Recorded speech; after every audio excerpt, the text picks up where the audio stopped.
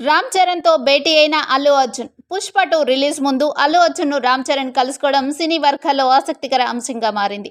ఈ ఇద్దరు మెగా కుటుంబానికి చెందిన ప్రముఖులు ఒకే సమయంలో భారీ ప్రాజెక్టులపై పనిచేస్తున్నారు.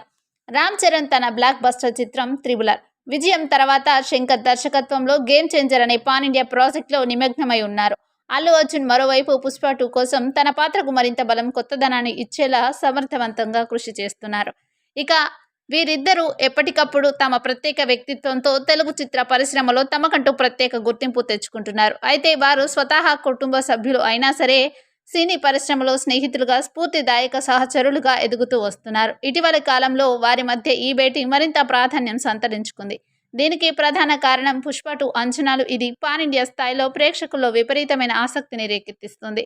సినీ పరిశ్రమలో గ్రాస్ప్స్ ప్రకారం ఈ సమావేశంలో రామ్ చరణ్ అల్లు అర్జున్ను తాను కొత్తగా చేసే ప్రయత్నాలకు అభినందనలు తెలిపారు.